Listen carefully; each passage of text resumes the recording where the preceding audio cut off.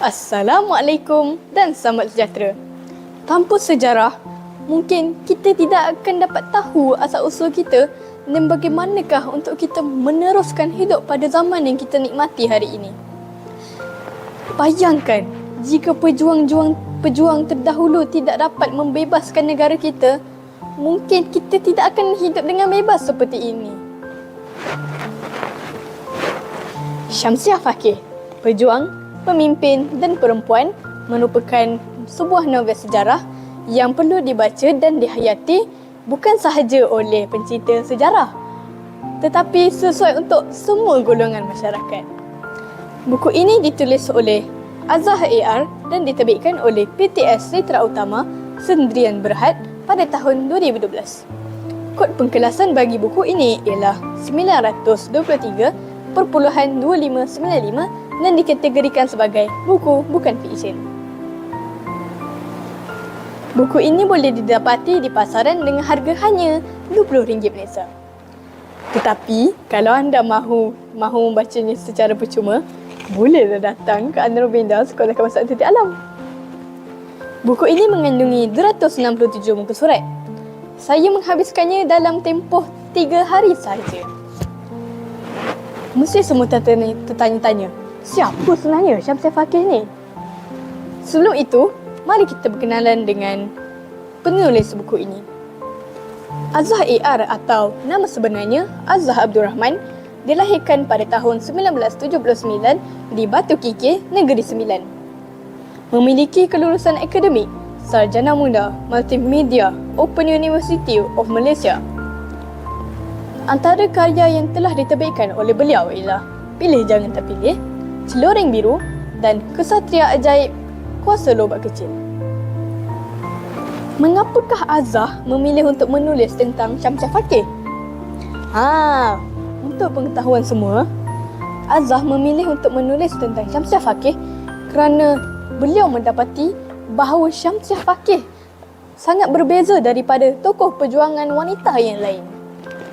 Pengarang ini juga mendapat sokongan dan mendengar sendiri kisah hidup dan perjuangan Syamsiah Fakih daripada anak beliau sendiri.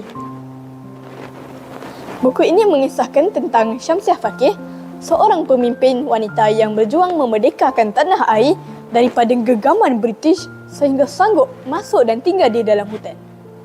Beliau adalah satu-satunya wanita Melayu yang berani untuk mengangkat senjata untuk menentang musuh. Ketika zaman kanak-kanaknya, Syamsiah Fakih merupakan seorang yang aktif, ceria dan mempunyai semangat belajar yang sangat tinggi. Beliau beruntung kerana mempunyai seorang bapa yang sentiasa memberi dorongan dan kata-kata semangat kepadanya. Bapanya sanggup menghantar Syamsiah ke Indonesia semata-mata untuk belajar. Sedangkan pada zaman itu, ibu bapa tidak membenarkan anak-anak perempuan mereka belajar ke tahap tinggi. Jalan cerita yang menarik dan penuh dengan liku-liku kehidupan bagi seorang perempuan membuatkan hati saya mengagumi ketabahan dan sifat pejuang yang ada pada diri Syamsiah Fakih. Beliau diuji dengan masalah rumah tangga namun tidak pernah berputus asa. Kata-kata semangat dari bapanya kepada Syamsiah membuatkan saya berasa terharu dan terkesan. Saya percaya bahawa Syamsiah Fakih adalah seorang yang sangat kuat kerana mewarisi sifat bapanya.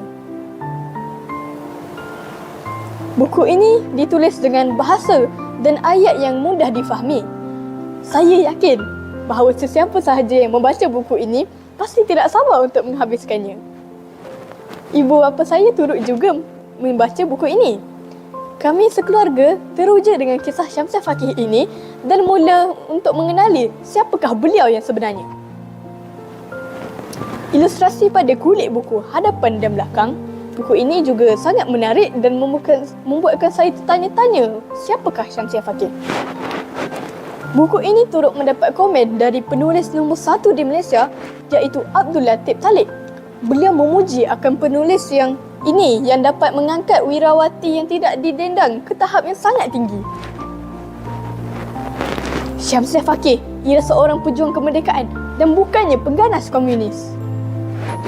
Manakala novelis tersohor Sri Diah Pula membuat kesimpulan bahawa Syamsiah Faqih merupakan seorang wanita api pada zamannya. Jika ditelusuri, masyarakat dahulu tidak mempunyai kemudahan seperti apa yang kita miliki pada hari ini. Namun, mereka mengerahkan segala kudrat yang mereka ada untuk mempertahankan maruah dan daulat pada ketika itu. Buku ini sangat sempurna bagi saya. Saya rasa anda perlu membacanya. Sekian, terima kasih.